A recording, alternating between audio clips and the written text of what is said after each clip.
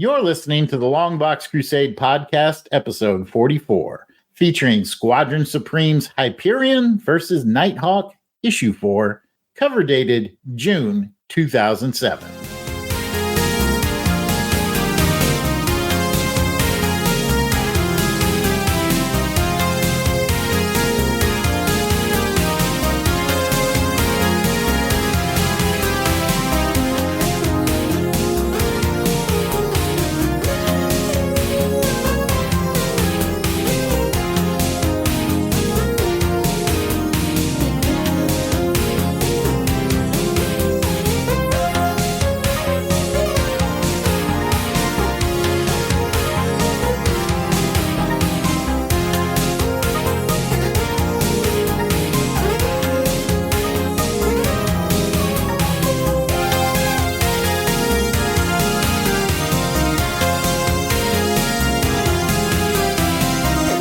Hello and welcome to the 44th episode of the LONGBOX CRUSADE.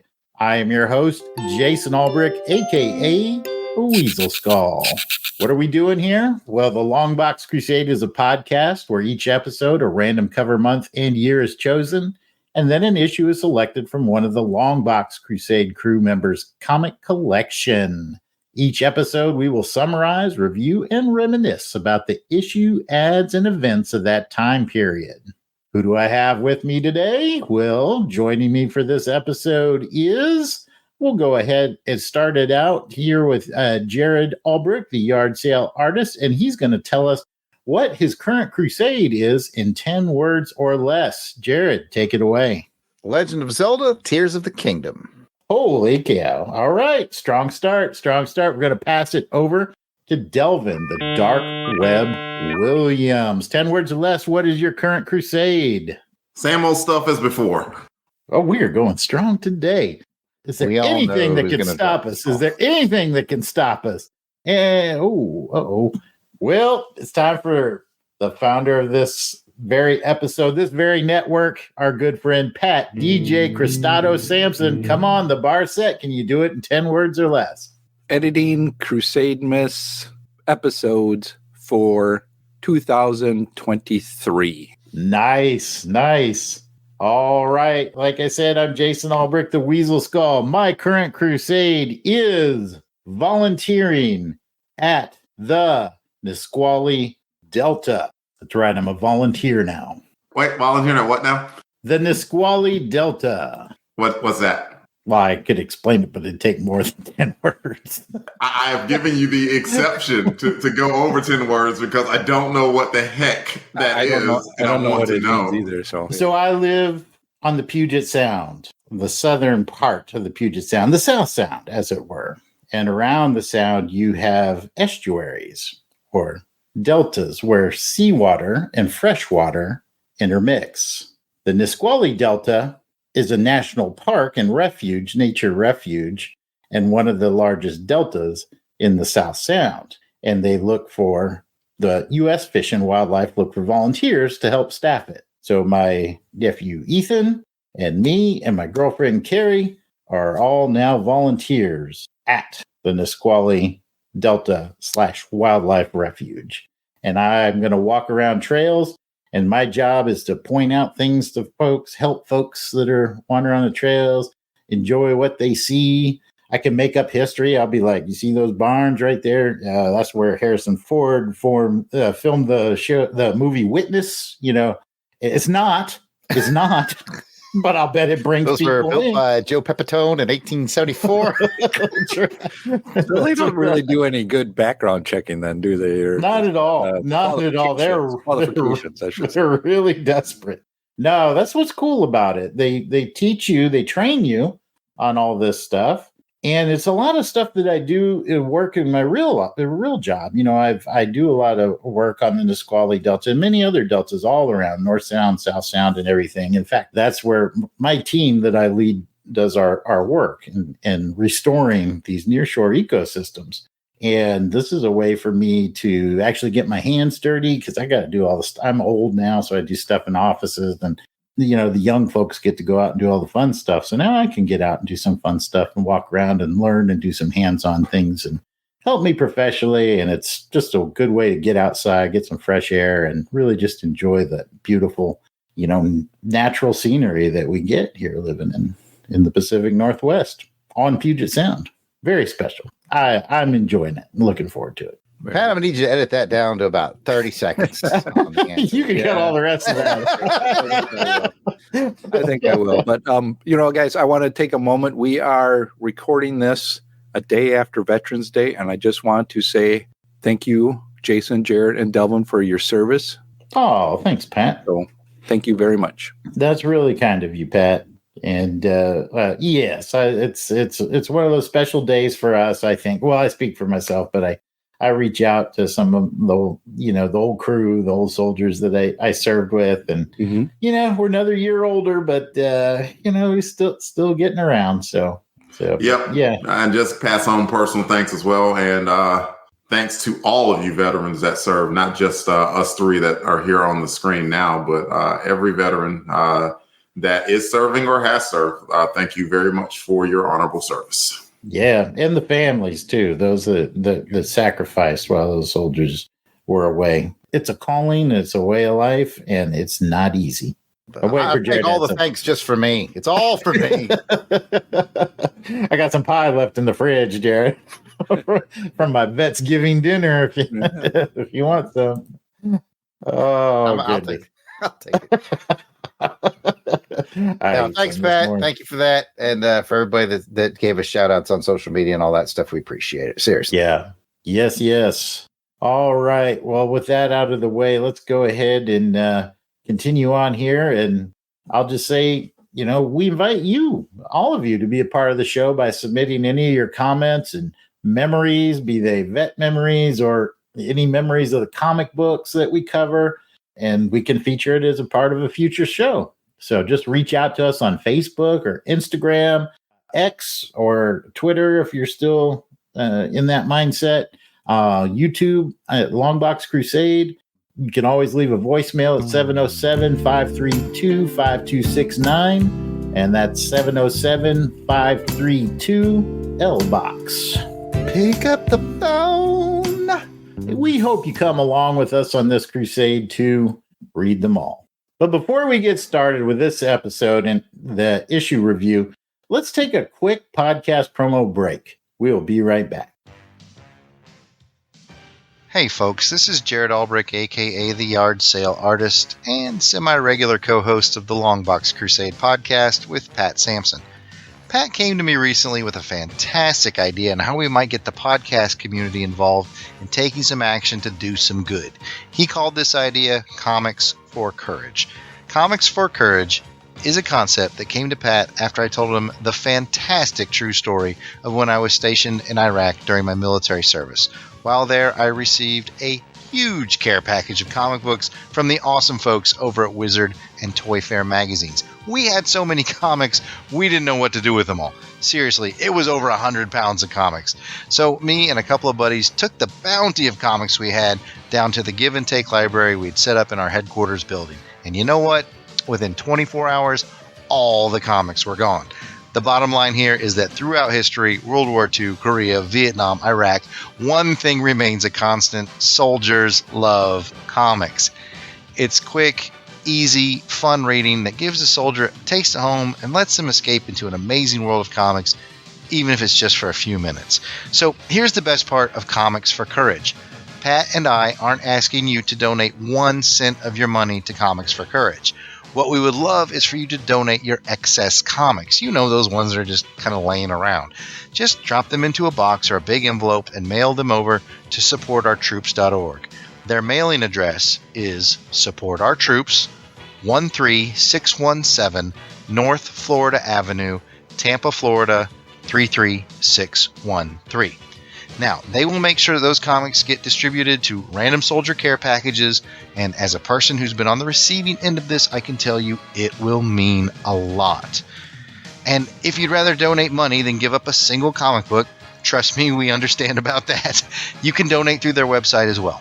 Again, that's supportourtroops.org. Just remember 2 things, all right? 2 things.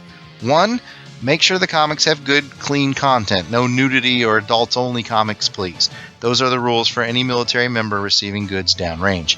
Okay, and number 2, this is the fun one. Please take a picture of you with your donation stack and post it on Twitter or Facebook at LONGBOX CRUSADE, or email it to contact@longboxcrusade.com. We'd love to give you an on-air shout-out and post your pic on the longboxcrusade.com website. In summary, Pat and I over at Longbox Crusade Podcast would greatly appreciate you taking this small action to make a difference in the life of someone who is far from home defending our freedoms. Thank you for supporting a Comics for Courage initiative. That website again is supportourtroops.org. Please check it out. Throw them some comics. Make some soldiers happy. We appreciate it. Thanks again. Today's adventure from the Long Box is Squadron Supreme, Hyperion versus Nighthawk, number 4, cover dated June 2007. Seems like we've had a lot of Hawks on this show, haven't we? Yeah, I was thinking that too. Between Dark, Hawk, Shadow Hawk, and now Nighthawk. Mm-hmm. The credits for this issue are provided by Mike's Amazing World. The comic title was Squadron Supreme, Hyperion versus Nighthawk, number 4. Publisher was Marvel Comics. The cover date was June 2007. The on-sale date was April 18th, 2007. The cover price was $2.99. Editor was Warren Simons. The writer was Mark Guggenheim. Artist was Paul Gulacy. Letterer, Joe Caramagna. The colorist, John Rauch. It was reprinted in Squadron Supreme, Hyperion vs. Nighthawk trade paperback, also in 2007. And the cover credit, the artist was Paul Gulacy. And speaking of the cover, this is where I pass it over to my brother, who's going to use his art skills to tell us about the cover, and then we'll talk about it. Take it away, Jared. The corner box reminds us all that this is a Marvel limited series and that Planet Hulk is the big story of the era. The title uses 3 colors: cream for Squadron Supreme, and versus red for Hyperion, and blue for Nighthawk. The main action has the trio of African super beings flying in from top left, while Nighthawk and Hyperion are crouched poised for battle in the bottom right. Nighthawk is armed with a pistol and an assault rifle, and Hyperion is putting up his supremely powered Dukes, old school boxing style. And that's pretty much it. All right. Thank you, Jared. Well, let's go around the horn and talk about what we thought about it. And we'll go ahead and start with Pat this time. Pat, the floor is yours. Well, it's interesting on this cover. I'm so used to the older stuff that we do, so you can definitely tell a difference in some of the art style and just the more graphic design that's going on in these. This is 2007, so not a lot in the upper, but I think you can definitely tell a difference with this art style. Graphically, you can, put those clouds in there a little bit better than before, and just I'm assuming if this was like a early 80s around in that area, that it would just be maybe a blue background or maybe a fade from an orange to whatever. But I like that you can get a little more sharper image here. Maybe a little bit photorealistic, not too much, but it's interesting. I don't really know much about Hyperion and Nighthawk or a lot about the Squadron Supreme, and I don't know who those people are that they're coming after him. At first, I thought they were like Atlanteans, maybe, because one of them seems to have somewhat of a staff, but it's interesting. I think it's very well drawn cover. I think now is a good time to interrupt, and I'm going to. Pat, are you aware of the Squadron Supreme comics from the 80s? I am aware of them. Yeah, I am aware of them. I never read them yet, but I know. I mean, let's get into it a little bit now, since this is the long box, and we can do what we want on the long box. We do, yeah. It's OG. Rules? Throw those rules away. I do know that they are a alternate version of DC heroes. Yeah. Okay. So make sure that in the Marvel universe. Yeah. Right. Hyperion is super. Yeah, I was going to bring that up later. Right. Okay.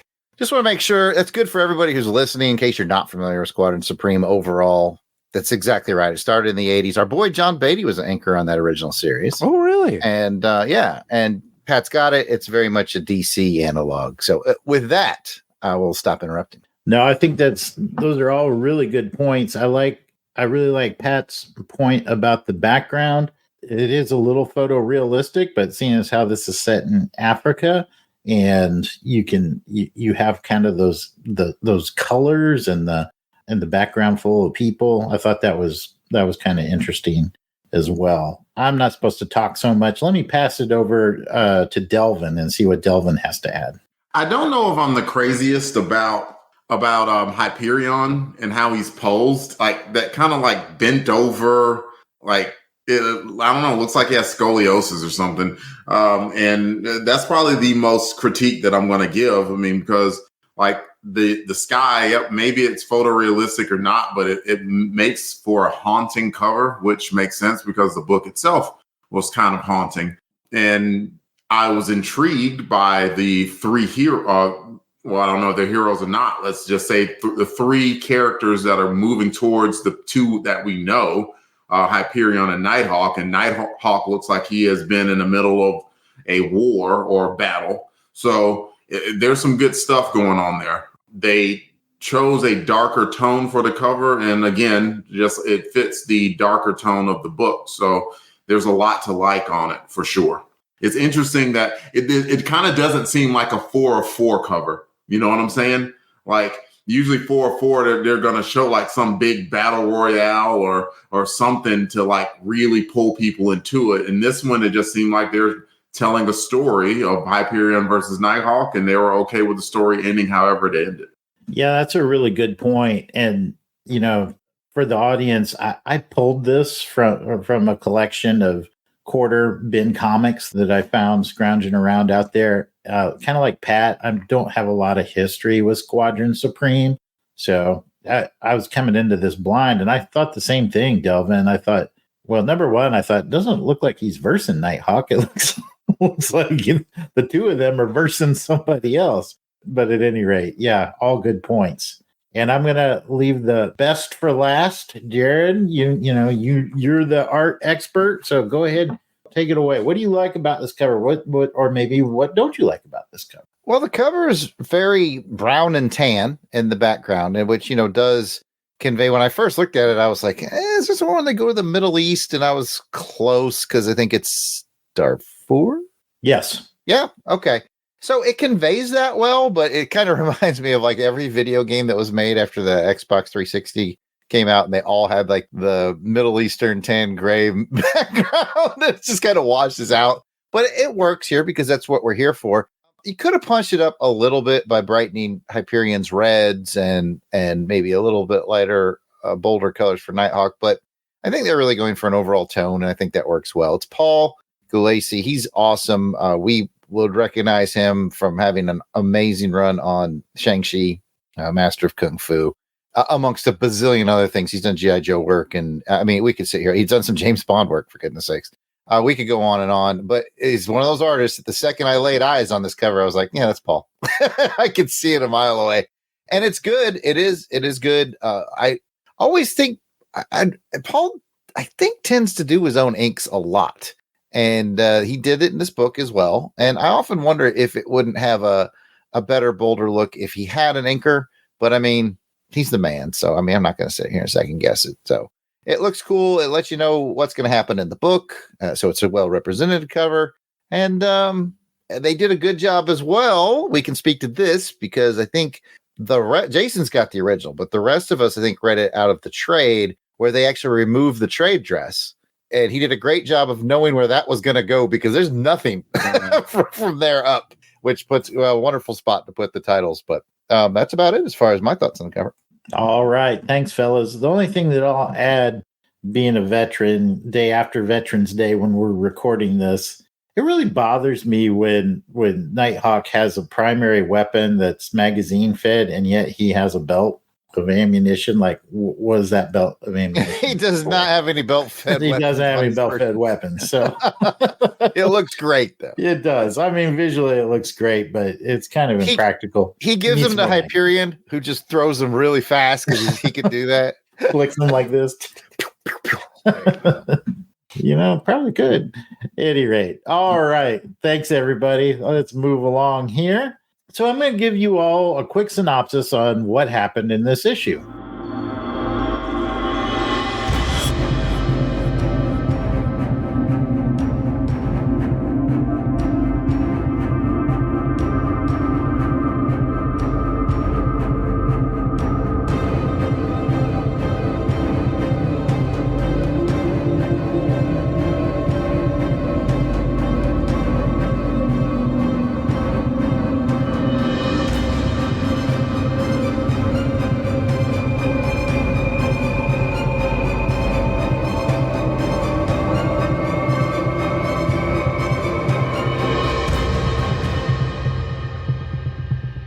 In the thrilling conclusion to what I have to believe was a thrilling 4-part miniseries, Nighthawk decides to use his powers to end the genocide in Darfur.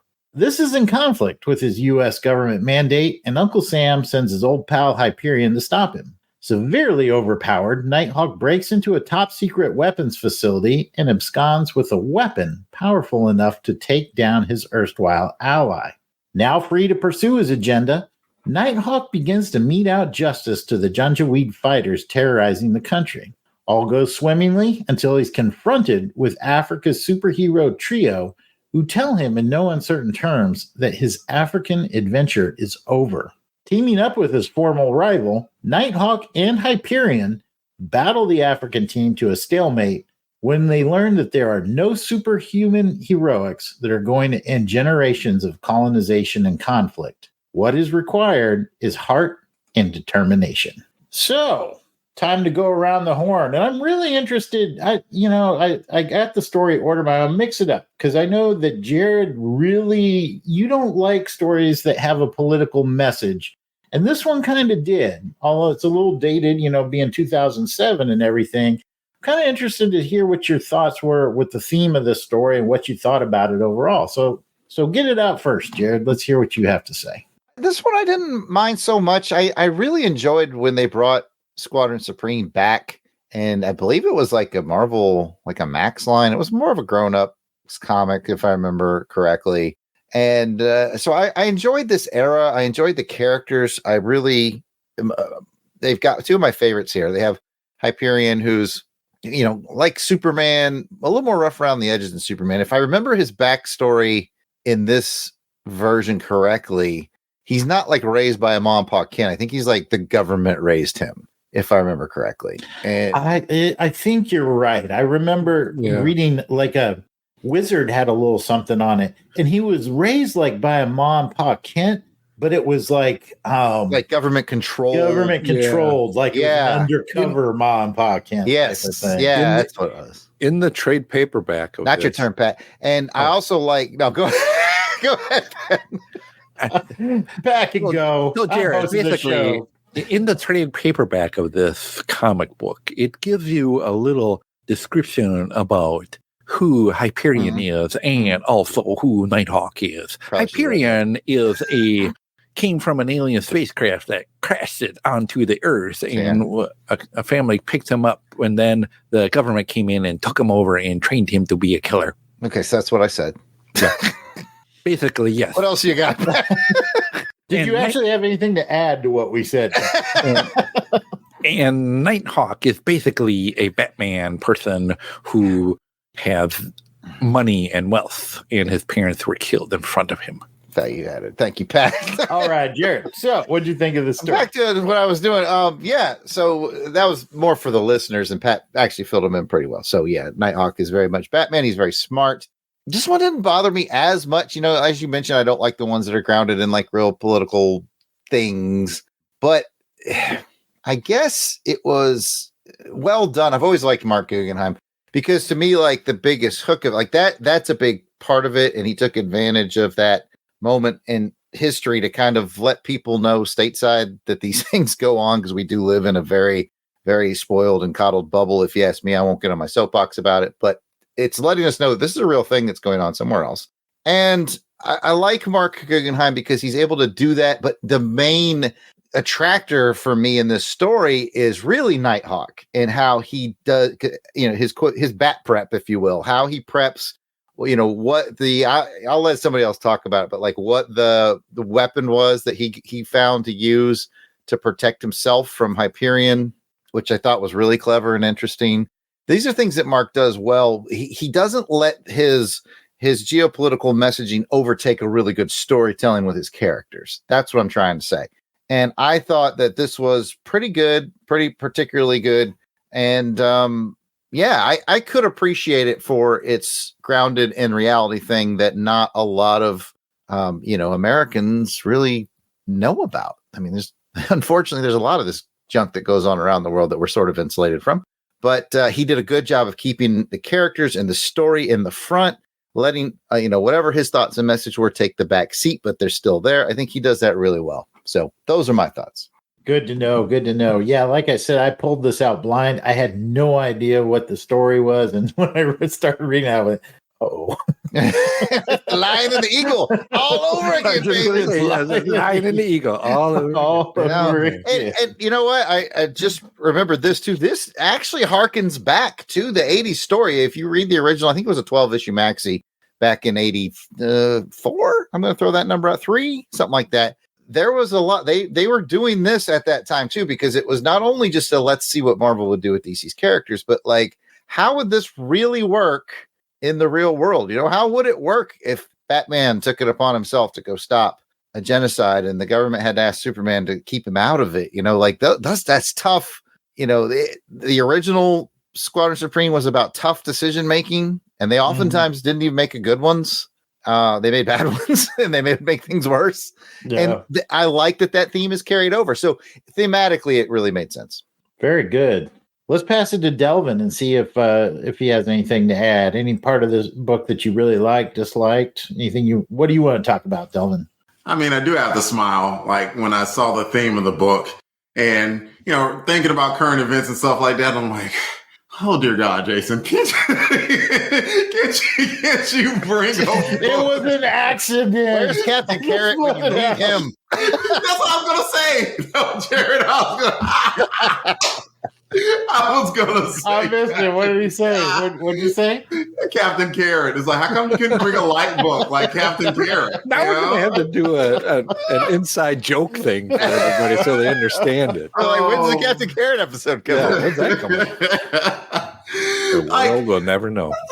So yes, reading it and seeing the theme of it, I was like, whew, because I mean, they didn't. I do like it wasn't sugarcoated, and because the theme was like these powerful African superheroes were like, "What you want us to do?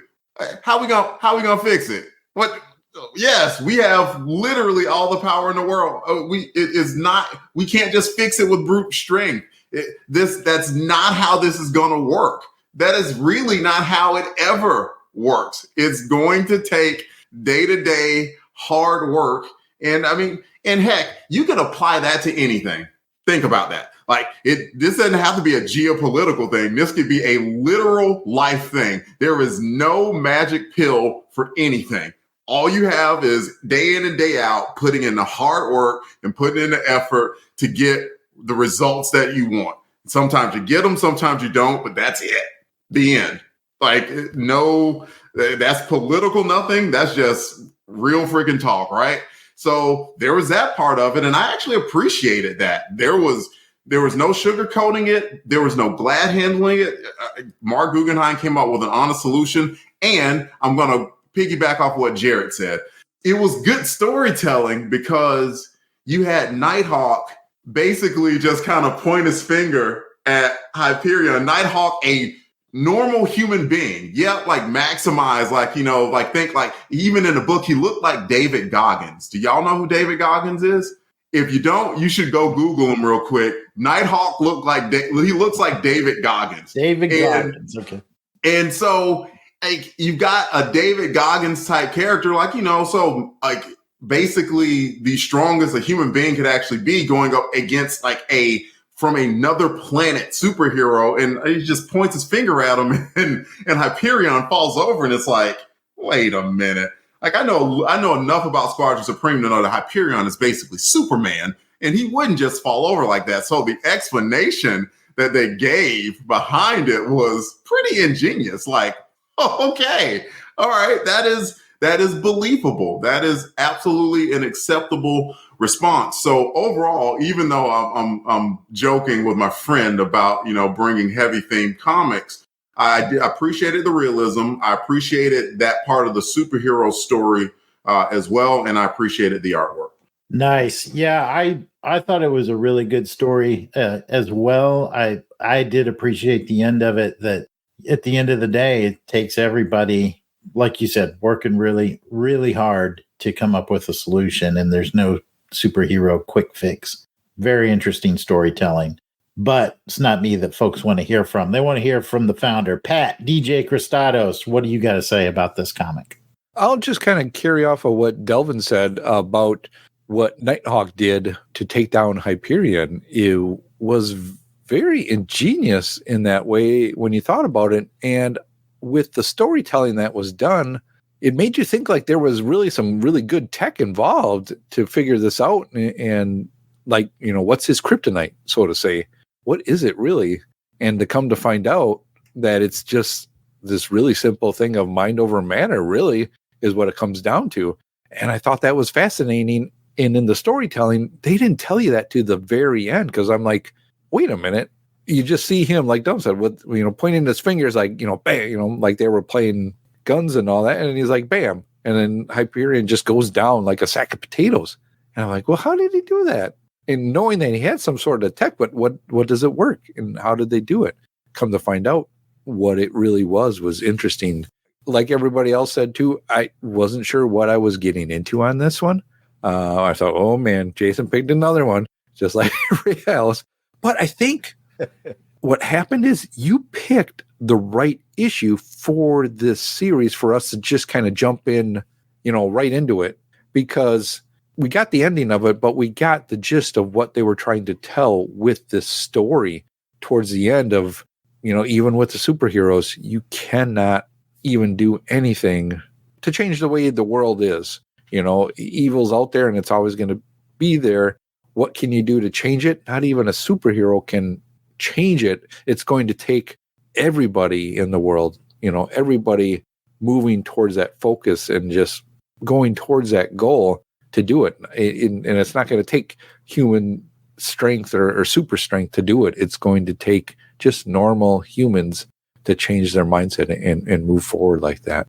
Again, not knowing anything about Squadron Supreme so much as read a lot of it. So I thought they did a good job of keeping the analogs of DC heroes understandable in this one. And I'm like, I found that very fascinating. And this is a group that I kind of want to delve a little bit more into.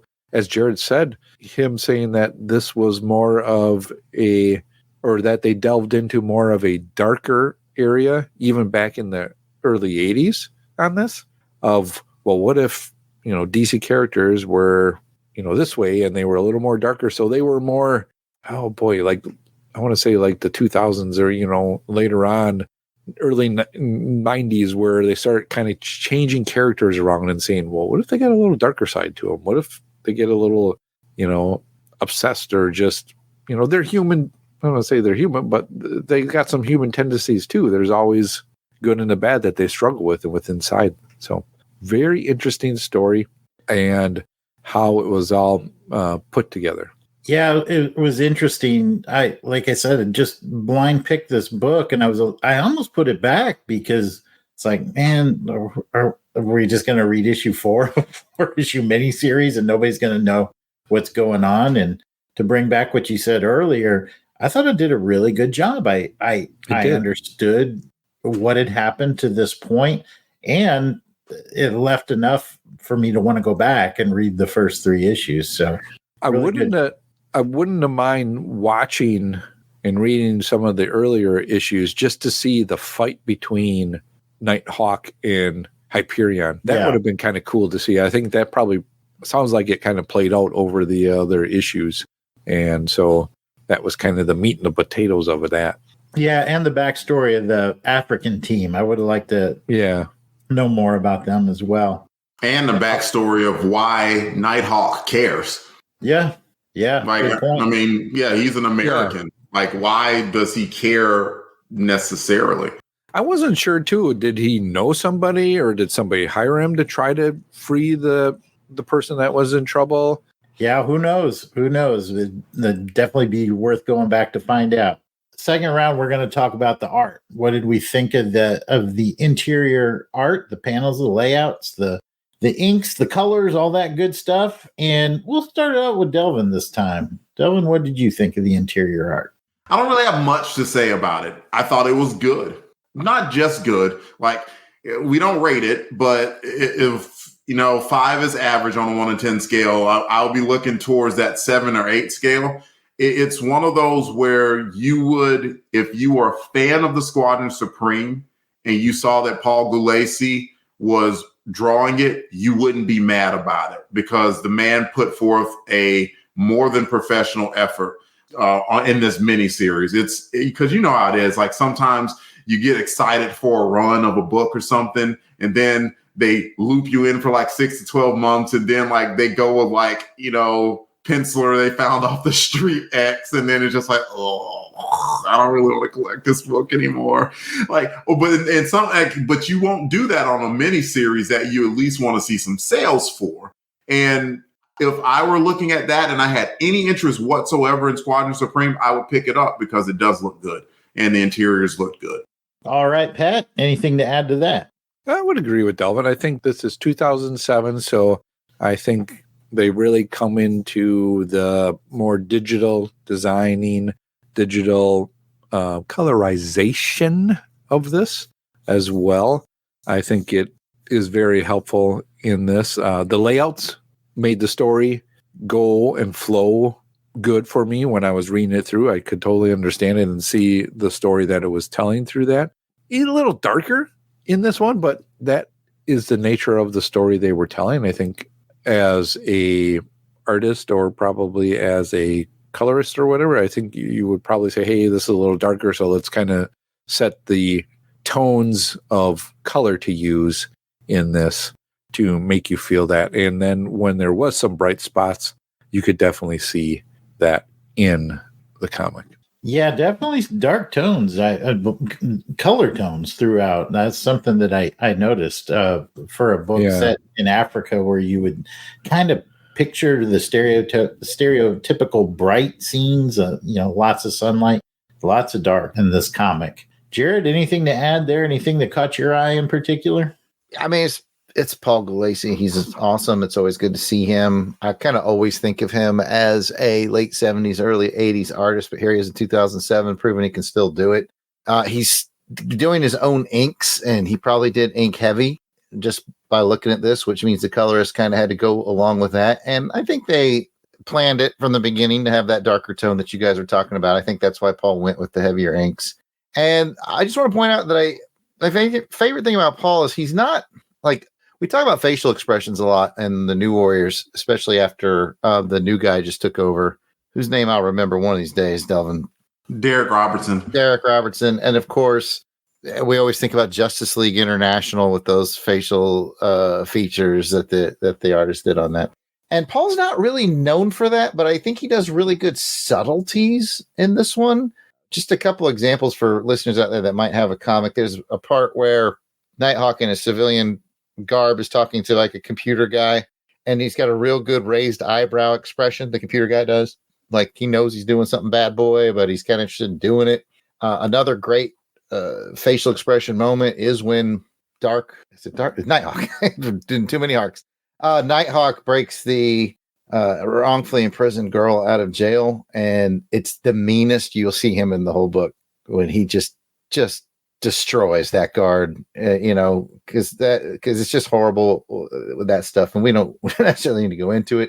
Moments of realization, facial expression, I think on the next page after that with Hyperion, they're all very subtle. They're not over the top, but they're just very, very, very subtle. And then I really like, I'll just do one more near the end where the African heroes are explaining what they're trying hard, and there's sort of a side by side where one of the heroes is talking, and right next to him to his left is Nighthawk, and he can't even see his eyes, but with his body language, his head is down, his mouth is somber. It's like it's dawning on him too that, no matter what we do, The African dude's like, listen, we want it fixed as bad as you do. We're as powerful as you are, and we're here 24 hours a day. We are fighting a current here, and just so I don't need to rehash the story, but just very subtle facial expression stuff from him was what I wanted to key in on for my art discussion. I thought he did a great job. Yeah, that's well put, everybody. I can't disagree with a single comment there. There are just some pages in here that I think layout wise work really well. I think my favorite moment is when he fights those Janjaweed soldiers from the horseback. I thought that was really well laid out. You could almost see that scene flow like a movie scene in there. Just really well done. Yeah, it was a gritty battle. Absolutely. One man against 5, and he started off with the lower ground. Yeah, and you could tell he was very vulnerable in there too, and he didn't try to hide. There was no super heroic like, oh, I've got this. He's like, oh, this is gonna be tough. Maybe I should wake up Hyperion. Just him. Just him knowing and telling you, I'm on the low. I got to get the high ground in order to get the rest of them down. To have a chance. Yep. And then he's like, this is more like it. It goes to town. I liked it. Well, Delvin, why don't we start with you and let you get first pick in this book? We're gonna go with the favorite page. You've got one page. Mr. Galacy says you can have one piece of original art to hang on your wall from this comic. Which one are you going with? Man, it's hard to pick one. I did a quick thumb through of the book, right? And like one of those opening pages where Nighthawk was doing Nighthawky stuff. And like when one had like just his face mask on, I was like, "Ooh, that's cool." It was like the Dave Chappelle, Rick James, like, "Ooh, that's cool." And then I looked at, I kept flipping and see like this one where Hyperion, like there's a couple where Hyperion's fighting I don't know their names, and I feel bad about that. The African Guard, and I'm like, "Ooh, that's hot." So I think I'm gonna go with. There's one. It's the page where Hyperion, he is focusing eye beams on one of the heroes, and then like you got Nighthawk with his gun. It has everyone in it, like Nighthawk, Hyperion, and the characters. So I'm gonna pick that one. But there were several pages, even in this dark and gritty book, that Gulacy just showed why he's such a professional. Well, there goes mine. That's the drawback of hosting the show and having to go last. But that's a great pick. I'm looking at that page right now. Awesome pick. Jared, go ahead and pick one. Well, here's the thing. The best page of art in the book is the most depressing page in the book. So I wouldn't necessarily want to hang it on my wall. It's where Paul draws basically the sadness of what happens in Darfur in one page. The last page, or the page back there, well, not the very, very last page. It's during the story. It's right when the African Guard is kind of explaining that there's only one word bubble on the whole thing, and he says, "Tell us," because he's basically saying, tell us how we're supposed to solve this. And it has the children, and that page crying, the fire, the weapons, the smoke. It's the best page of art in the book. It's so powerful, but I'm not hanging it on my wall because I don't want to be sad all the time. It's wonderfully colored, by the way. The colorist just gets all that balance right. Having said that, it's too depressing for me to pick as my favorite page. And I wanted something similar to you guys. I wanted Nighthawk and Hyperion on the same page. So I'll take the page where Nighthawk quote unquote kills him or shoots him with the finger gun. Oh, that was cool. Drags him away. Yeah. He's like, man, this dude is heavier than Can you imagine trying to drag Superman's body around? That dude probably weighs like 400 pounds or something like that. But I will take that moment instead of what I just want to shout out to. I think it's the best art in the book, but it's hard to look at, and some great art is like that. All right. We got 2 pages gone. Pat, pick one. Well, I agree with Jared too. I was kind of leaning towards that page, but I was like, oh man, this is just dark and sad. I don't want to pick it, but it is a very well drawn page with that. I'm going to go with what you said, Jason, that action scene of Nighthawk fighting the people on horseback that were coming after him. And one of the scenes where it's on the top panel, it's like 4 panels whole wide, and it's the one where he's pulling the guy off of the horse, and then he gets onto the horse, then starts just going to town with the gun on everybody else. I think that's a good kind of thing for Nighthawk here. And I liked what Delvin mentioned too, is Nighthawk just kind of having that look with his eyes and his gear that he wears. Kind of reminds me of also Blue Beetle kind of, like Batman Blue Beetle-y kind of a figure. He does kind of have that Blue Beetle mask thing going on, doesn't he? He does, yeah. I just like, he's definitely a techie guy, which you got the money and that's what he's doing. But yeah, I think it just kind of reminded me a little bit of both, that blend of Batman and Blue Beetle together. A little Punisher in there too. That too. Yeah. Well, I guess I will pick, since you picked that page, I'll pick the page that follows it. That's a 5-panel spread where he dispatches the rest of the crew there. Definitely. And then I'll steal that panel from your house at some point in time, and then have both panels and put it up. All right. Well, let's talk about any comic book memories. Does this bring back from? We're talking April 2007. Pat, let's start with you this time. What was going on in Pat's world in April of 2007? Wow. April of 2007. I've been kind of thinking of what was happening in my world in the 2000s. Just blanket statement for Pat. It's kids. They're growing up at this time. My son is definitely 6 to 7 years old around here. Yeah.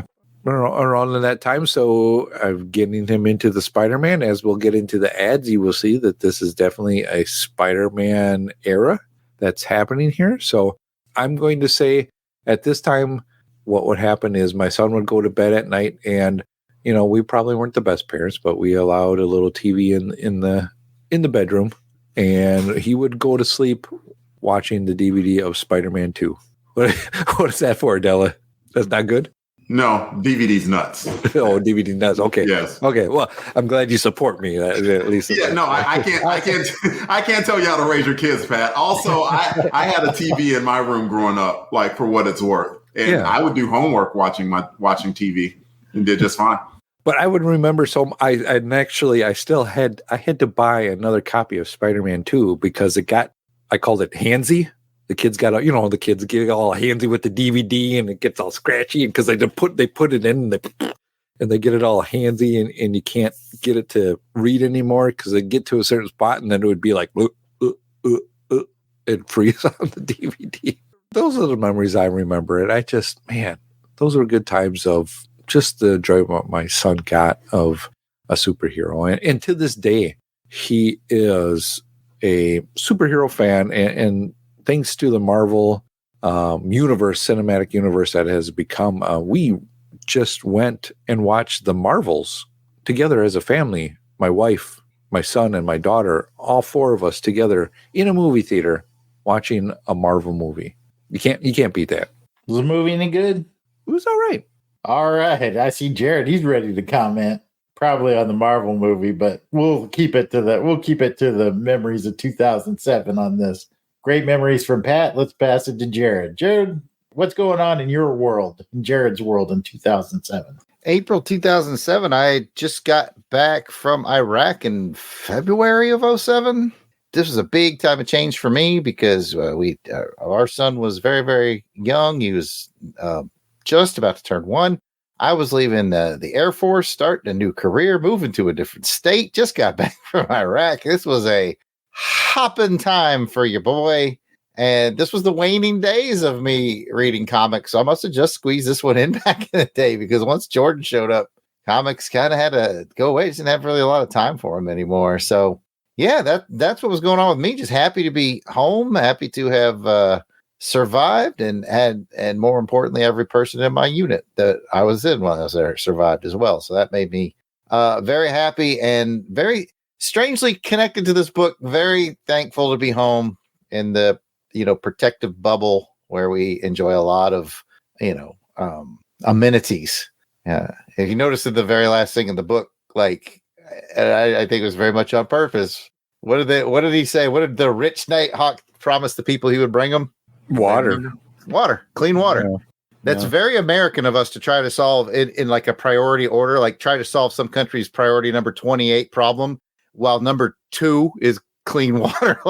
They kind of need to happen in order, So I thought that was very cool. And so it kind of tied in with me at this time period, 2007, being home, being thankful to have what I have, having lived in a part of the world where people live more like they do in this comic book. And, it's tough, but it gives you an appreciation. So that's where I'm at in April of 2007. Well said. Delvin, what about you? What were you up to in April of 2007? Jared was just returning from Iraq, and I had volunteered to take an assignment to go to Afghanistan. So I'm sure somewhere around April, May or so, I went there because I was there from about May to October. It's 178 days.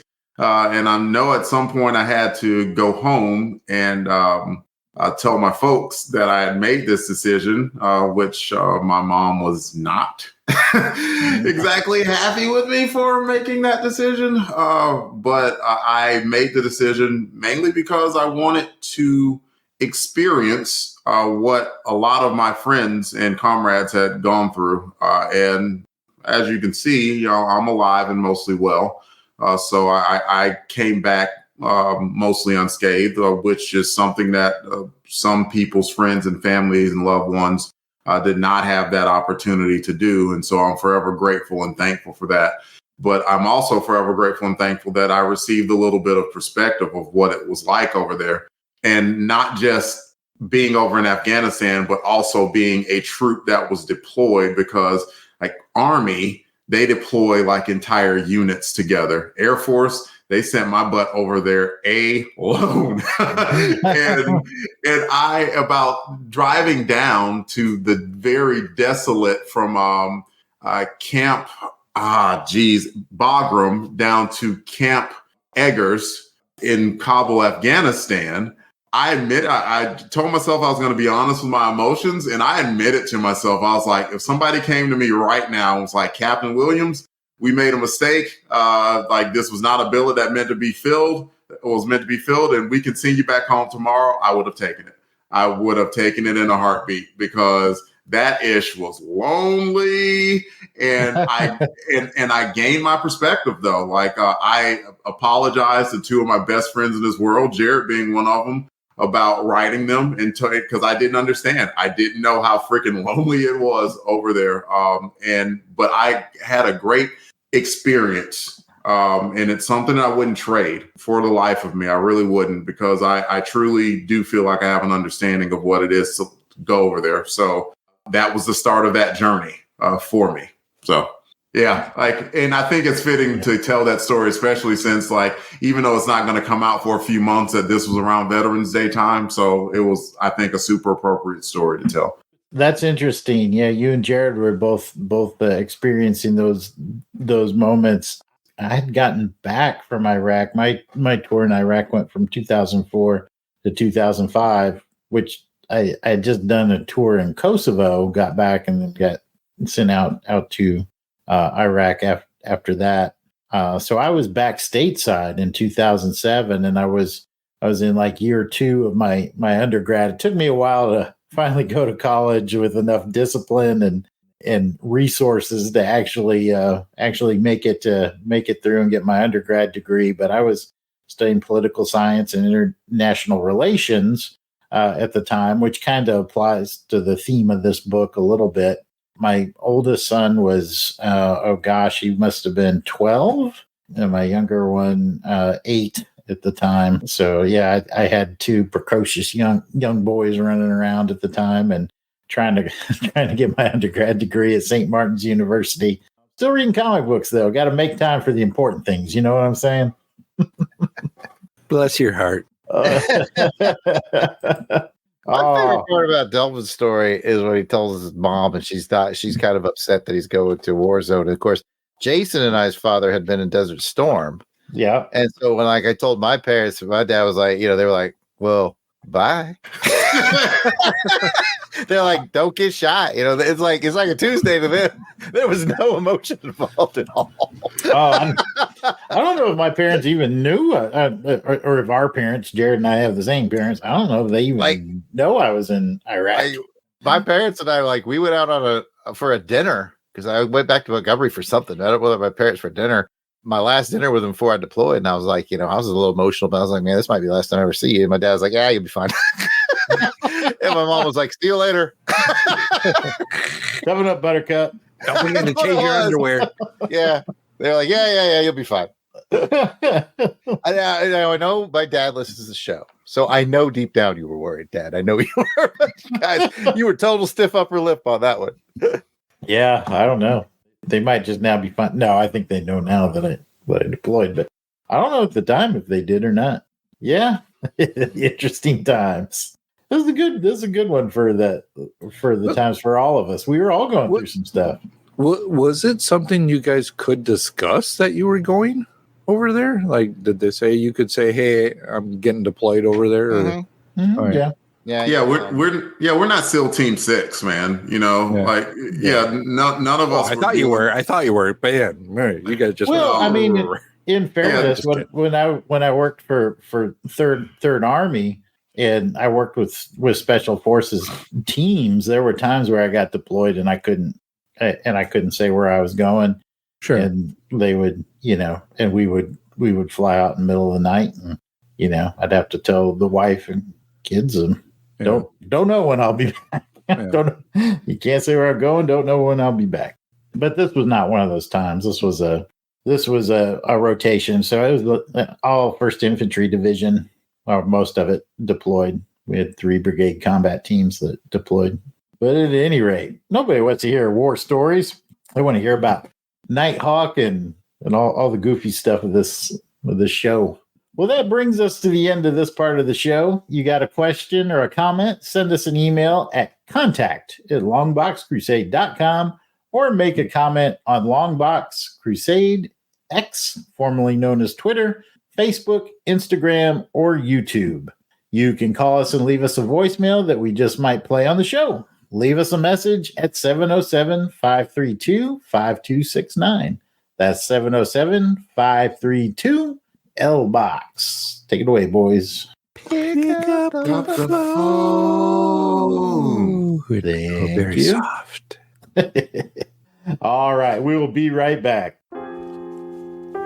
Born out of violence, adopted in chaos, teenager Cassandra Cain is seeking the answer to a question. If nurture can undo nature, raised to be an assassin, Cassandra is trying to burn the pages of her past and write a whole new future. So I'm throwing gasoline of vengeance, and I'm lighting matches with my pain. Now I'm setting fire to those who've burned me, as I watch my past go up in flames, up in flames. You can write to us at thehunterspodcast.com or go to Twitter at HuntersPodcast. We're on Apple Podcasts, Spotify, and your other podcatchers. This podcast shares a feed with the Hunters Podcast, the Batgirl Cassandra Cain podcast. Cheers. Welcome back from the break. Let's continue with the show. Now it's time to scan through the featured issue of Squadron Supreme, Hyperion versus Nighthawk, number 4, for the top ads that stood out to us in a segment called Add It Up. Add it up. Add it up. And Jared, I'll let you kick it off. You can pick the first ad that jumps out to you.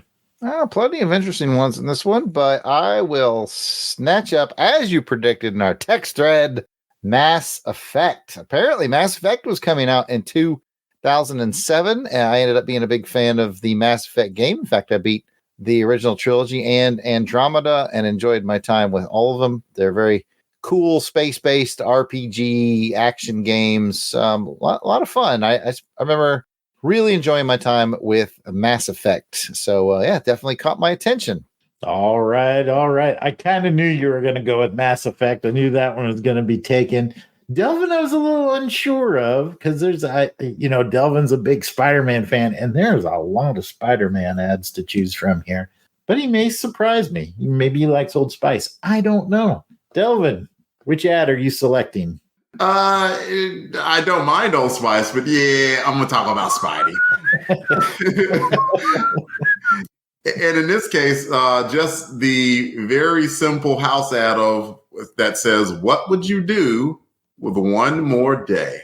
And man, oh man, like that was a controversial decision that was made by the Marvel Universe. And what they basically did was, like, with that storyline, retcon the idea that Peter Parker and Mary Jane Watson were ever married. And that was good. I'll just say it was controversial. Like, I can't say I hated it. I understood it. I did not like it. And that's something that, Lord, like, man, me and Jared have disagreements on this. We have disagreements on that, but we do not have disagreements on this subject. Like, because so they just retconned the MJ. So Peter. what had happened was, after the results of Civil War, like, and that was the start of behavior that, in my opinion, was completely antithetical to what Spider-Man Peter Parker was. Spider-Man, in what they tried to sell off as the act of ultimate responsibility, unmasked himself to the public and said, I remember that. I did not like it. I am Peter Parker and I am Spider-Man. And, like, as a quick aside, it was the most hilarious ad ever, or follow-up ever, when he did that. And they go to the Daily Bugle and Jonah's cigar just drops out of his mouth. Like, what in the... I remember that too. That was funny. So that was funny, but, like, that is, like, I remember reading that and saying that is, Spider-Man would never do that. Never, ever, never. And as a result of that, not surprisingly, a lot of superheroes started coming after him and his family. Kingpin ordered a hit on Mary Jane and on Aunt May. And what happened was, a sniper basically found them and took out Aunt May, or she was nearly on death's door. Peter Parker makes a literal deal with Mephisto that Aunt May's life is saved. And Mephisto, as a bargain, says, well, I want the one thing that was the most important to you, your love for Mary Jane. And Peter Parker accepts. And everything gets retconned, and the start of the storyline Brand New Day starts. Super controversial. I know I've run long on that, but it was like, whew, like a very simple house ad, a very, very, very complex following that happened. That is still going on today, by the way. They sort of messed around with maybe hinting that they were going to undo that retcon, but they didn't. As of right now, unless something has changed in the last 7 or 8 months since I've read Spider-Man, Peter Parker and Mary Jane Watson they're friends. They know each other. Mary Jane knows that secret, but they have not gotten back together as a couple, and certainly not married. It's a bag of bullshit there. I summed it up. Jared. Oh, sorry, it's a live stream. My bad. My bad, everyone. Sorry to the Fetty Wolf children that are listening right now. We're live, Jared. We're live. Pat, you've been patient. Which one are you going to pick? I am going to pick the World of Warcraft trading card game. That's what I thought you were going to go. Yeah, with. did you? That one, yep. What gave it away? Oh, it's that fantasy aspect of it. Yeah, man. I know you like that stuff. And I do like World of Warcraft as well too. So I was a big World of Warcraft. I didn't get super sucked into it, but I just liked World of Warcraft. And guess what? I have the trading cards. I'm holding in my hand these trading cards that are really cool. And I thought, oh man, I can become, I wasn't into Magic the Gathering or whatever, but this is their step. And then I think from here, they went to Hearthstone or something like that. It's another trading card game that Blizzard does, and that is taken off by itself too. And I'm not good at it, so I suck. But these trading cards are really cool, and being a World of Warcraft player, and just to see these, and when I saw that, I'm like, hey, I think I got this stuff, and they've just been sitting on the shelf in the back here of these cards. So I don't know I wonder if they're worth something right now. I don't know. I'd have to go and take a look, but that's what I choose, the World of Warcraft trading card game. Yard sale artists will know if they're worth anything. I think I've actually sold that exact pack that I knew it. plastic one. I think I've bought and resold those. Not super valuable, but yeah, in the little it almost looks like a DVD case. Yeah, that's what I thought. I've sold those on eBay. I've found them at a yard sale and resold them before. If you bought on eBay, you bought from me. Did you play them with your kids or anything, or were they into it, or just sitting on your shelf, one of those things? No, it just kind of sat on my shelf, just kind of sitting there. Because I was a World of Warcraft player at the time, and I was like, "Oh, this is cool to see. Let me check this out." But no, I think the only thing I played was Pokemon with my kids. For me, it was I just started playing Magic the Gathering. Drake brought over some decks and taught me how to play it, so I started playing those with him a little bit, and those are kind of fun. I like them. It's a good way to while away some time. It is.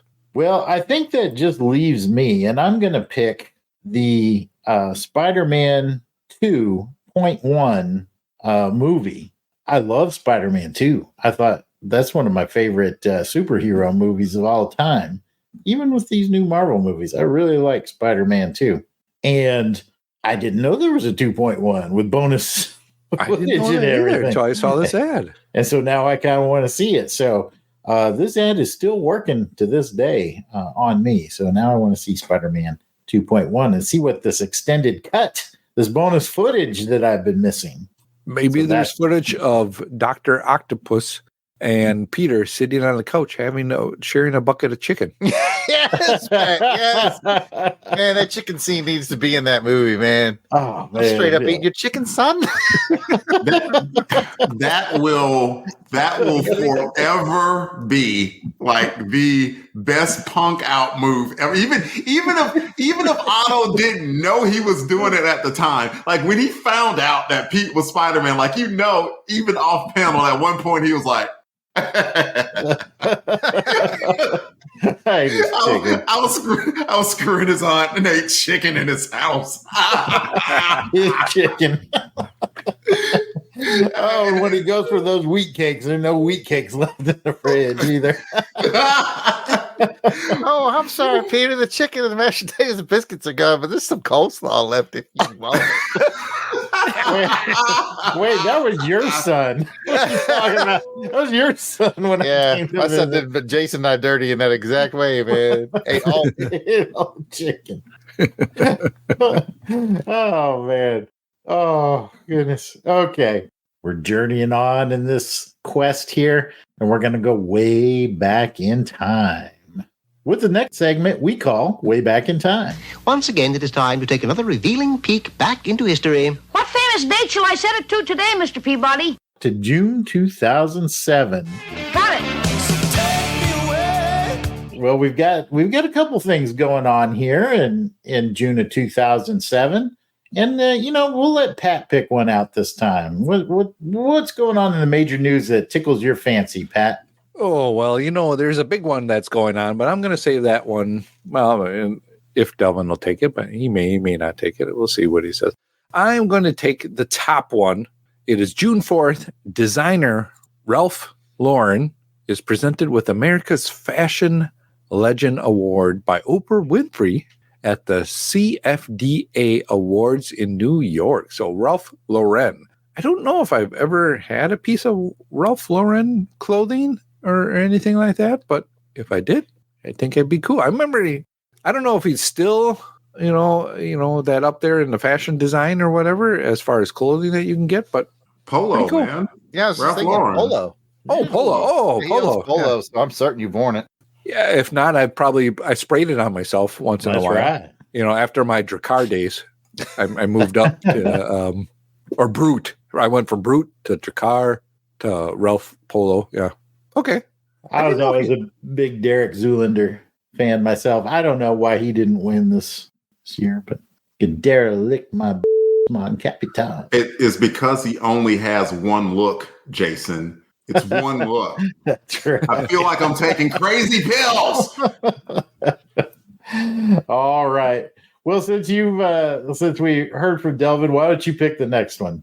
The Sopranos on June the 10th, the Sopranos series finale on HBO occurred. It had the infamous cut to black ending. And I believe they played the song Don't Stop Believing while they was doing that. I didn't watch The Sopranos, but I remember that because people were like, what the heck just happened? Was that it? What happened? What did that mean? What's supposed to go on? So many people popularly think that Tony Soprano was snuffed out, and that's why it ended that way, but no one really knows. Mm-hmm. You know, I watched The Sopranos, except for that last season. I never saw the series finale. Kind of lost interest along the way. Well, Jared, I noticed that Delvin skipped one that really stands out to me. Are you going to pick it or shall I? I'll leave it to you, sir. I'll skip to the end of the month at June 29th. One of my favorite singer-songwriters, Enya, receives an honorary doctorate from the National University of Ireland in Galway. I don't know how they pronounce it. All I know is that I think they framed it for her, and then she was like, who can say where this frame from? I don't know. I'm cooking this joke all week. and after she got that, then everyone declared that she was That's a different band. That was good. Oh, wow. That's not an Enya song. That's the Bullet Boys. That's a what do they call those when you mix two songs together? Mashup. Oh, I need that now. Oh man. All right. Well, I'm not gonna. We'll leave bullet 3 alone because I want to go with bullet number 4. We're on June 28th. Craig Biggio of the Houston Astros becomes the 27th member of the 3,000 hit club, going 5 for 5 against the Colorado Rockies. Man, that guy could hit. Started off as a catcher, ended up as a second baseman, multiple all-star, great baseball player. Part of the Killer Bees. You had Craig Biggio, had Derek Bell, and had Jeff Bagwell. Who had the funkiest stance that you'd ever it was so fundamentally wrong. What you're supposed to do is put yourself in a position where you get those hips turned. Instead, this dude had the widest stance possible, and he's sitting there like a samurai warrior. And he looks like he's riding a horse. He's like he was basically strong arming the ball out of the freaking park because he was so freaking massive. So yeah, I remember all 3 of those. They were I liked watching them, and I loved the Houston Astros logo that they had on the hat back in the day. It was kind of like an incomplete star. It was BA. I liked it. I liked it a lot. Okay. The Astros always have had some popping uniforms. They're cheaters, we made a whole podcast out of this. Oh, I know you could. Yeah, the retro uniforms, now, I remember in the 80s they looked ugly, but now if you wore one of those, boy, woo. I kind of like the ones in the 80s. And I was looking at somebody who was wearing an old Mariners jersey where it was the baby blue with the trident on it and everything. I was like, yeah, pretty tight. I like. Yeah, those old school stuff look good. All right, let's roll into movies, though. I'm going to give Jared number 3, Pat number 2, and I'm going to give Delvin number 1 because we're going to make him say it at some point during this. We skipped it in the major news, but here it comes. It's coming. I was just looking at the dollar amount next to it and was like, yes. Guess what's behind this finger, Jared? Jason, guess what's behind it? I ain't going to show it, but you know what it is. You know what it is. We'll get there. Guess which finger you're holding? Go ahead. Take it away, Jared. Coming in at number 3 for June of 2007 at the box office, a movie I did indeed go see in the theater. It is Live Free or Die Hard, aka Die Hard 4, and it made almost $500,000. Man, Bruce Willis wouldn't have got out of bed for $500,000. But yeah, it made what, $484 million? Yeah, that's crazy. Wow. How And many that's the other number ones? 3 movie. How many other ones are there after this? There's at least one more. One more. Okay, There's 5 total. Yeah. I would have to say I have not seen this or the other one. I liked them 3, I'm both. done. You know, I did too. your OG trilogy is really the core of it. Yeah. But you know, I don't. This is Longbox, so we don't like to bag on other franchises that maybe also did 5 movies, and the last 2 were like, yeah, I could live without them. We won't go into that. I don't have a Jones for that kind of discussion. We'll stick to Die Hard and say that they You were. talking about indie movies? I didn't say that. I did not say No, I mean Independent movie. right. Yeah. Okay. Independence Day? Anyways, Live Free or Die Hard, number 3, $484 million. Not too shabby. I enjoyed my time at the theater. I did too. That was a good movie. Had Justin Long in it. I really like Kevin Smith cameo-ish. Yes, yeah. Yeah. All right. Pat, I'm going to rely on you to tell us what number 2 is. And did you go see it in the theaters? I don't think I've seen this one in the theaters, but coming in at number 2 is a Disney movie called Ratatouille. And it raked in over 800,000 million. Not bad, you know. You put that earlier. It's a pretty good joke, but I don't know that you were there. Pat can't read numbers, y'all. I can't read percentages, whatever. But 800 million. It's $843 million. $843 million. A lot of money for Ratatouille. I've seen it later on with the kids, and it's a very good movie. The last time we went to Disney a year or 2 ago, we were able to go on the Ratatouille ride, and it was a fun experience. I haven't been on the Ratatouille ride. I did go see this one in theaters. This was at that time. I think I told you my kids were like 8 and 12, so I'm still like in prime. Have to go see all of these, you know, like Cars and in those type of animated movies, and this was one. And boy, when they got too old for these, I was so glad I haven't been doing animated movies. Well, honestly speaking, I mean, I'm probably not telling anybody anything they didn't know, but these kind of kids movies always do well financially because of that. Because a lot of times it's 2 parents taking 2 kids, so it's like it's making 4 times as much money as a movie you'd go see by yourself. Yeah, that's some resentful dollars in there, but dollars nonetheless. Yeah, every time we had kids movies when I worked at the theater, man, they're always just filling up the theaters because it's like quite literally a 4-to-1 ratio. Yeah. Disney know what they be doing. Oh yeah. You're getting your money. We don't care if you like it or not. That's right. Dixie Rat knows what's up. Yeah, man, I'm Dixie Rat. It's gonna take more of you to get that kid. Oh my goodness. 1, 2, 3, 4. All right. You gotta say it. We have delayed the inevitable. They made me do this. The number 1 movie in June of 2007, an action movie that made over $1 billion. It is the Transformers. $1 billion? I was over in Afghanistan, and so I got to watch. I don't know if it's a PC term or not. Let's say bootleg. Let's say bootleg. I don't know either. Let's say that. Yeah, don't say the one that I think. Yeah, I got a bootleg copy of it, and all I remember is like I watched it, and like it was so up close. You know, it was like the robots were like, "Let's fight," and so all I could see is like, you know, a few metal parts, and it's like clank, clank, clank, clank, clank, clank, clank, and I'm like, "What is going on?" That's what we all saw, so don't worry about it. There you go. Watching the theaters, you saw the same. Well, you got to admit, though, I mean, this is the first live or at least big action Transformers movie in that kind of way. So it brought in probably a lot of people just to see what this was all about. Oh, absolutely. And again, it's you bring your kids. So it's a money maker.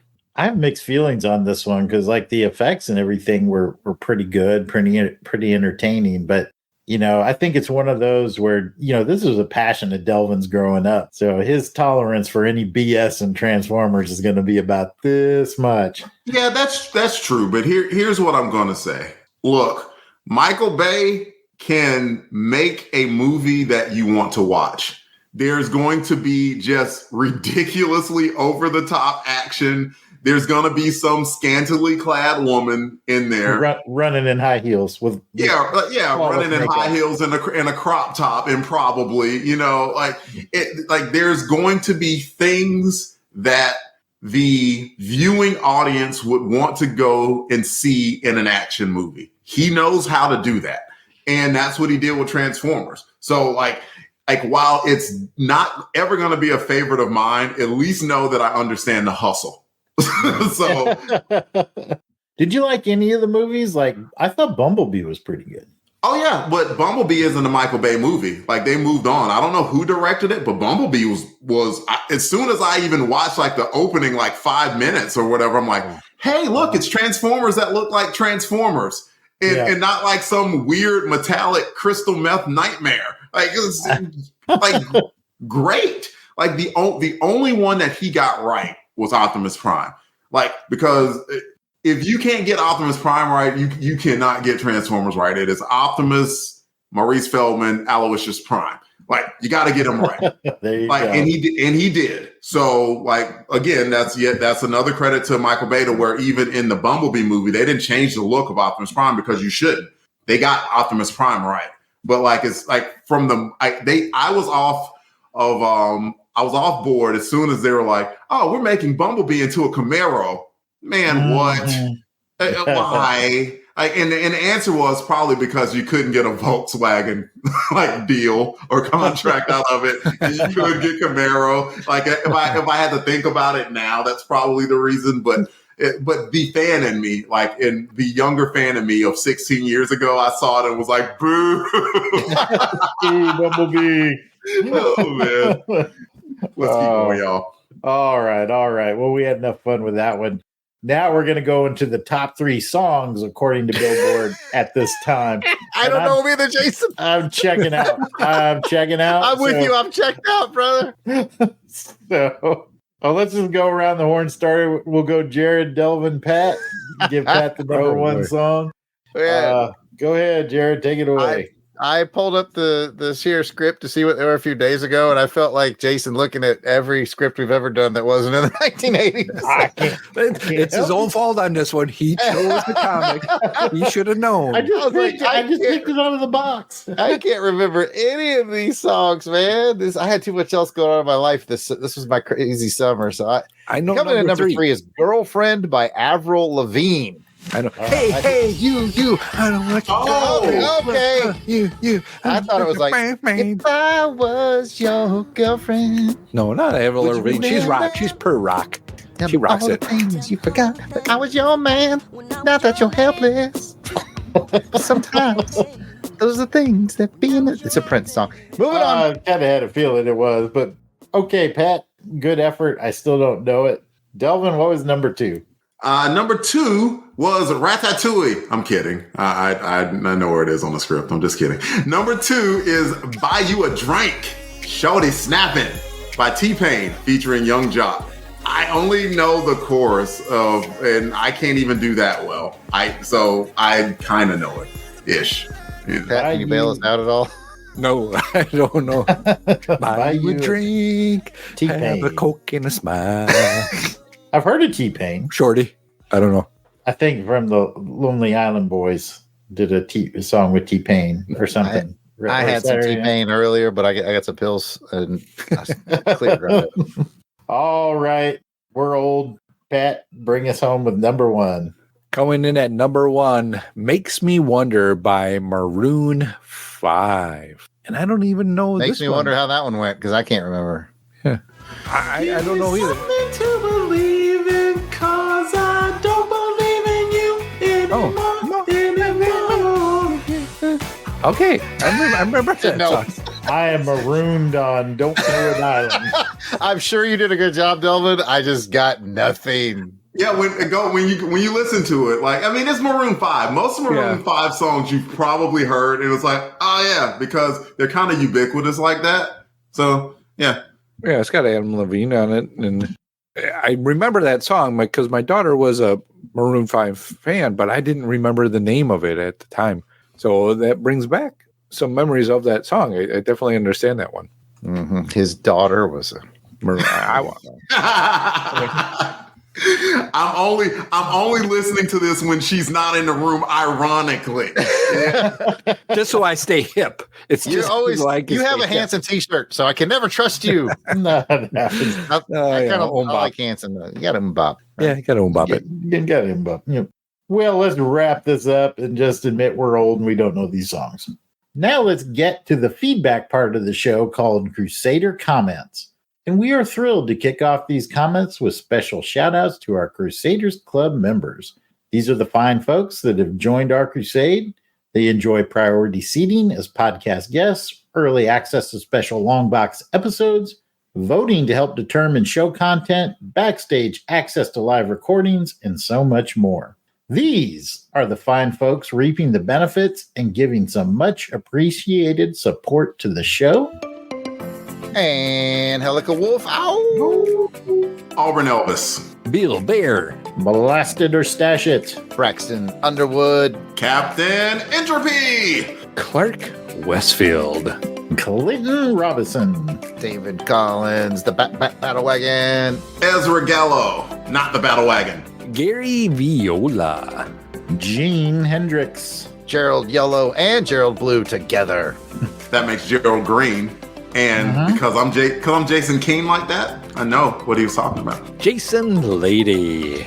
Jeremy L. Hang on. Jim Jumpin'. I hope you like Jim Jumpin' too. It was also worth mentioning Jason King is joining us live. We appreciate you. Thank you, Jason. And also this person, Jim Meal. Jim Meal has joined us today on the live stream too. Thank you for that, Jim. The always awesome Joe Thomas. It's Elementary. It's John Watson.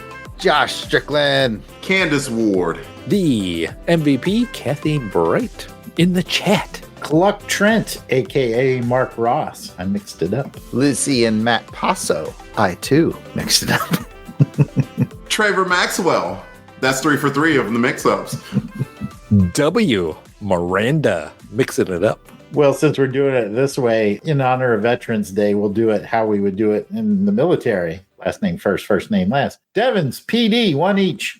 Hicks, Paul. Rick of Jeff and Rick Present. I just bucked the trend and just went back. And Yeah, I couldn't figure that one out either. Morgan of the Rob. Maney, Samantha. Urbanski, Sean. 67, Spidey. Sheets of spreadsheets.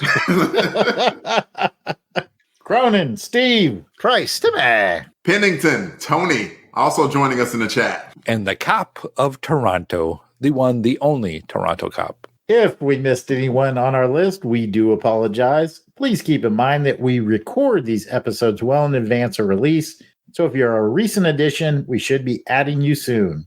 Still, no worries. Just let us know that we missed you by sending an email to contact@longboxcrusade.com, and we'll get it all straightened out. As a reminder, you can become a Crusaders Club member by heading over to patreon.com/longboxcrusade. For as little as $10 a month, you'll get access to the amazing world of the Crusaders Club. Come check it out. Whoa. $10 a month? What? Wait, It's $1. I was just assuming that was a misprint. No, man, it's $1. $1 a month? Yeah, it's not a good business model for us. I'm not going to lie. All right, folks. For as little as $1 a month, you'll get access to the amazing world of the Crusaders Club. Come check it out. I guess just help yourself to whatever I got laying around the house or whatever. Don't have any extra scratch lying around, but still want to help us out here at LBC headquarters? Please take a moment to write a review on whatever platform you're listening on or give us a YouTube subscription. Be sure to join us here for our live episodes. So we're going to roll into some podcast reviews from Longbox Crusade, episode 41, where we talked about Herc, issue 1 from June 2011. And we got some social media shares and retweets from, hey, Jim, thanks, Jim Meal. gave us a share and a retweet. And the Days of High Adventure podcast did as well. So thank you both for doing that share and retweet. We really appreciate it. It really helps us out. And it looks like we got a couple social media comments here. We got one from Hammer Strikes and one from M. Anthony Gerardo. Jared, why don't you pick one of them, and then Pat, you can pick the other. All right, I'll start with our old buddy Mag, old M. Anthony Gerardo Rico Suave himself. He said, insane. I was just reading this online last night. Very cool. I love it when those things link up. So I hope you enjoyed our coverage of Herc 1 as you were reading Herc 1. And I will take the next one from The Hammer Strikes. And random geeky stuff. Midnight's Fire. I want to be the man in motion.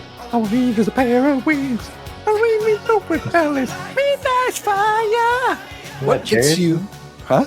St. Elmo's Fire, right? That's not Midnight Fire? I must be wrong. But anyway, what do you get when you put too much Cayenne West on your dinner? I can definitely feel that, yeah. Later on, the some 8 hours later. Fire jokes from Out to Play have spilled over. Gotcha. All right. So something carried over here, but that's all right. I think it was part of the outtakes on that episode. Yeah, I think Midnight's Fire got mentioned there. Yeah.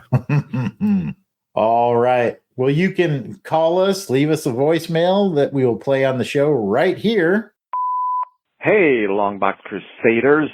So, about day 5 of Crusade Myths, with Astro City 1/2, I've actually read that issue before. I think Comixology offered it as a free issue back in the day.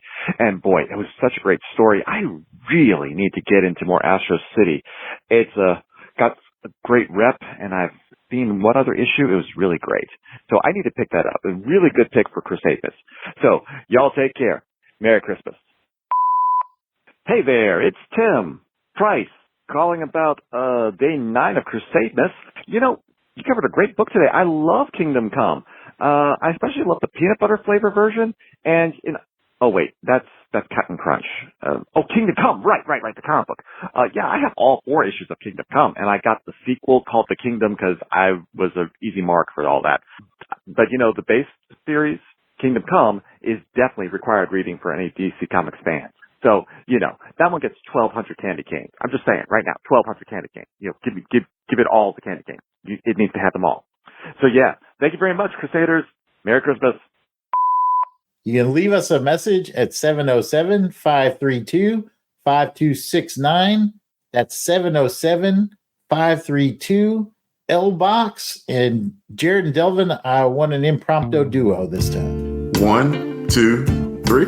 Pick up the phone. Chef's kiss. Very good. Thanks to everyone for the likes, shares, follows, and comments. We appreciate your friendship and help in spreading the word about this podcast. That's the show. Be sure to check out the website, longboxcrusade.com, where posts will be made for journaling this crusade.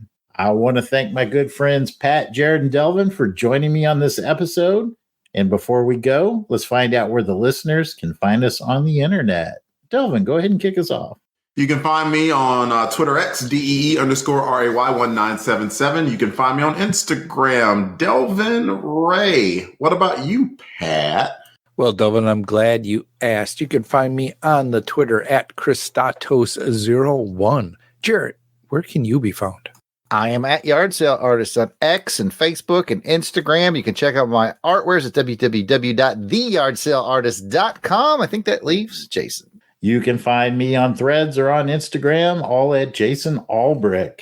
And thank you for listening. We hope you've enjoyed this episode of the Longbox Crusade. If you've got a comment or questions, you can email us at contact@longboxcrusade.com or leave a comment on the Longbox Crusade Facebook, Instagram, or X page at Longbox Crusade.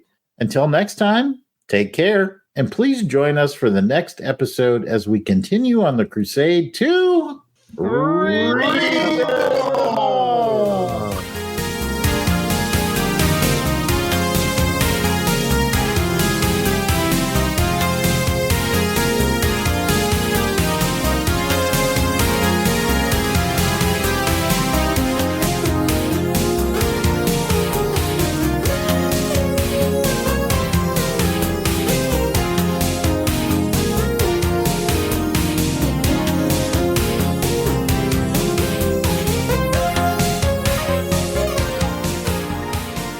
intro music is provided by musical genius Joe November. Check out his SoundCloud at JOSEFLIN99. You won't regret it. All songs, song clips, and characters discussed are copyright of their respective copyright holders, and no infringement is intended. We are just fans that like to share our love of comics. Outtakes. We've got things to give away. I don't even know what they are. This is one of my favorite parts of the show. To be honest, this is what I get to see. I've got some cool stuff. What we're giving away right off camera here. Sometimes I think about making an alias to try to, Nick Papa Giorgio, put it in there. That's really that's a cool idea. Like making it seem like you hadn't done that already. Lady. Seems like a keen idea. That seems like a keen idea. That's pretty good. Let's go ahead and start round 2. We'll start again with Jared. Anything else? There's only one round on long box. Oh, there is? I thought there was one. I thought there were 2 rounds. Long box is to throw you off, man. Second round is How long have you been on this team, man? Come on. He started with the original. He started with the original long box. It goes so long between when we do a long box crusade episode. It's enough time for me to forget every time. And we'll hold on. Take me away. There you go. I don't mind, but you gotta promise me I'll be back in time. I'll be back in time. Okay. Take it away, Jason. Jason, we covered like a Tarzan comic. We did. Long box once. Kriga Bundalo. I still remember that. Kriga Bundalo. Tarzan. Oh, that's a Korok. Korok. Just Korok. Korok, Your Honor.